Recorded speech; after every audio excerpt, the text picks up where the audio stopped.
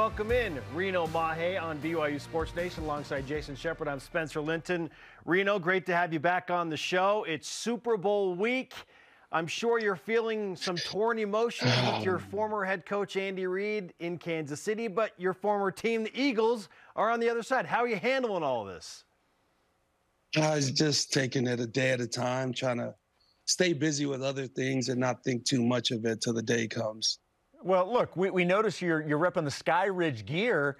You're not even focusing on football right now. You're a basketball coach.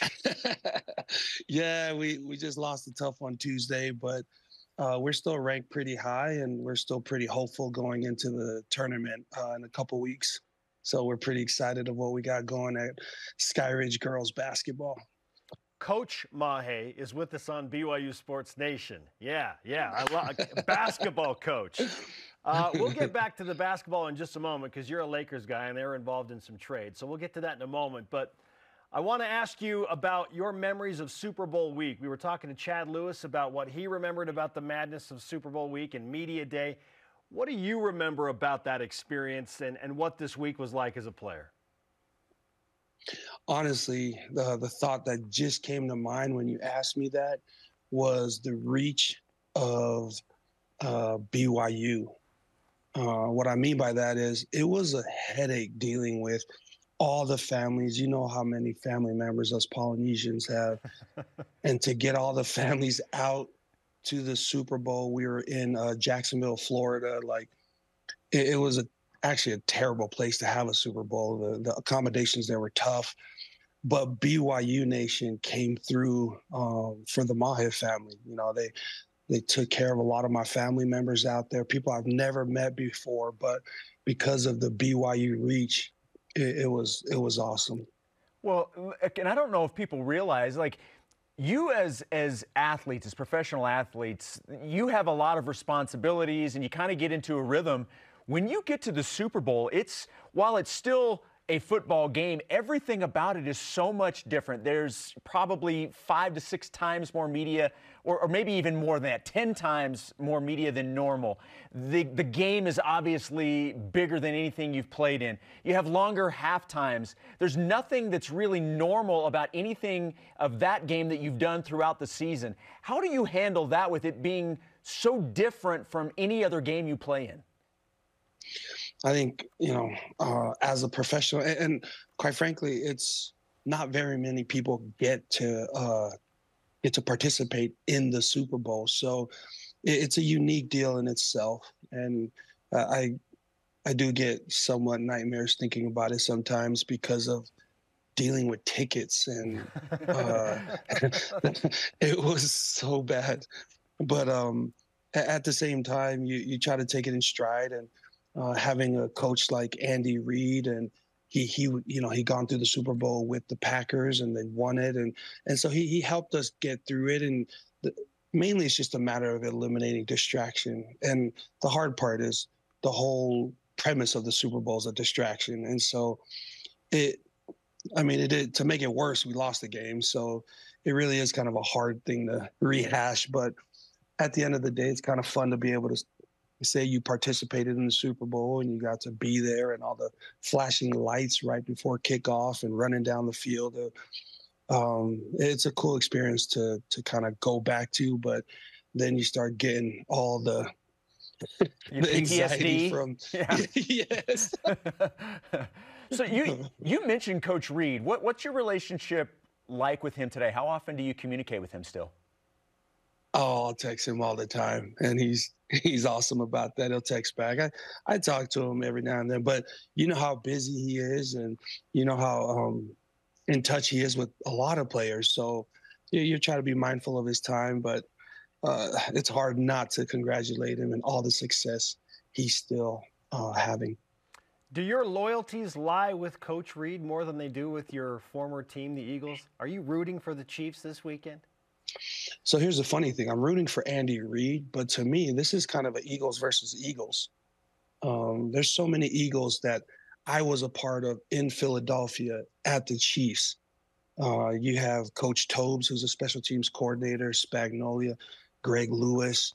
So many of the guys that I was with at the Eagles who are, to me, Eagles. so this game is nothing but the Eagles versus the Eagles, and I'm cheering for Andy Reid. So at that moment, you really can't go wrong, Reno, right? Either way, you're going to end up on Sunday night, you're going to be happy. Oh, it's a Disney movie. This is nothing but a Disney movie. I'm going to enjoy this movie, and it's like watching the Golden Buzzers on YouTube. Like, I'm going to enjoy this. It's going to be awesome. Honestly, how do you see this playing? Look, I mean, full disclosure to you, I'm a Chiefs guy. That's where I was originally from, so I'm a Chiefs guy through and through. It's who I hope wins the game. But when you look at this matchup, what do you make of the Chiefs versus the Eagles? I think the Chiefs have the advantage with regards to coaching. I mean, I think the experience, but I think if someone told me you had to put this much money on the game, who would you bet on? I'd bet on the Eagles because they have the healthier team. All right, Reno Mahe has made his pick on BYU Sports Nation. Hey, we're always here to help you do that, Reno. I want to kind of address, again, your relationship with Andy Reid. Yesterday, I asked Chad Lewis, like, when was the first time you met Andy, and what was that experience like? I want to ask you the same question. What was your first impression of Andy Reid? When did you first meet him, and what was that experience like? Oh, it's what you would think of meeting someone through the BYU family. Let put it this way. So most of my rookie year was done by, I had my position coach, I had the offensive coordinator, but one of the first coaching, my first preseason game as a rookie, Andy Reid was standing by me as I was getting ready to come out to receive a punt return. And he leaned over and he's like, "Are you scared?"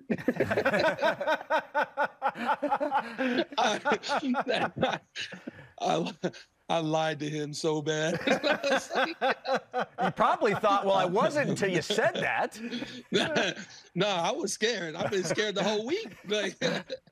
And I was like, no, I ain't scared. He knew dang well I was scared and I was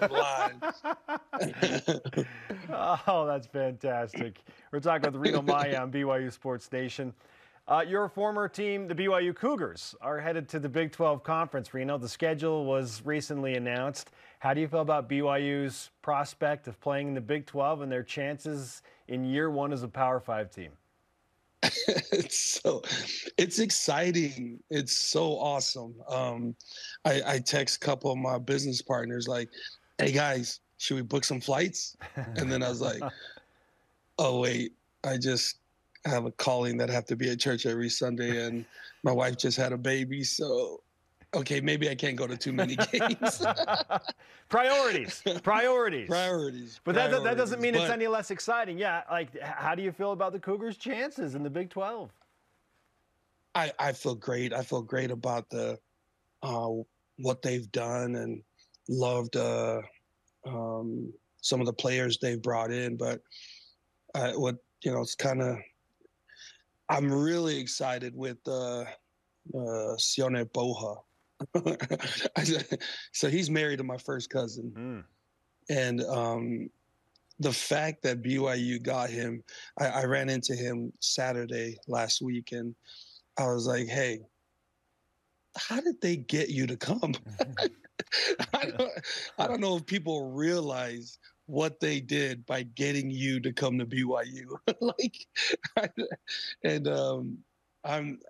I think they're going to do some good stuff, and I'm excited to see what they do. And with all that being said, let me preface that I hope BYU Nation is patient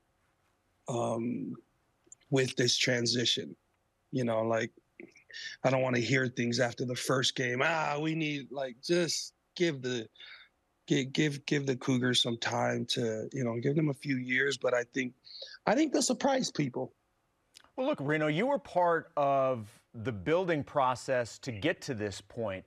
To go off what you were just talking about, what do you think is the biggest hurdle that BYU will have to overcome going into this new conference and this new era of BYU football?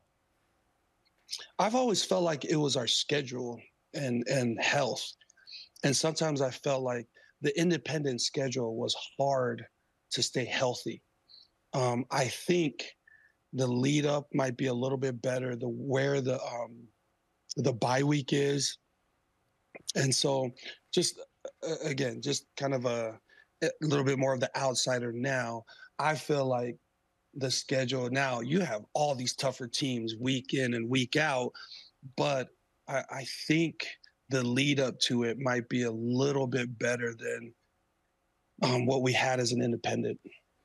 You know, to follow up on that, when you looked at the schedule, like we were doing the live show when the schedule was released and kind of going over everything.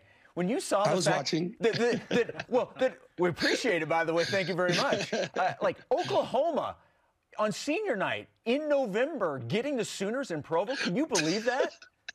Yeah, no, I mean, you can't believe it, but it's true now, right? And speaking of that, when you guys did that bit, thank you for just showing us the schedule and not making us wait most of the show for it. We appreciate that. But we're excited for it. We're excited for all of it. And I think the Big 12 really hooked us up for the first year. Yeah, favorable schedule. Reno, it's great to talk with you. I do need to ask you as we say goodbye, your Lakers were involved in a big trade yesterday. Do you feel good about the trade, getting D'Angelo Russell back? I am very surprised they got a good trade, but at the end of the day, honestly, I'm more of a Danny Ainge fan and all the trades he's making than the Lakers. It's kind of cool seeing a BYU great going in there and moving things around. I love it. Well, hey, look, we got Tony Fee now to switch from being a Laker fan to a Jazz fan. We're working on you next. Done. Let's do it. Reno, great to talk to you, man. Thanks for the time.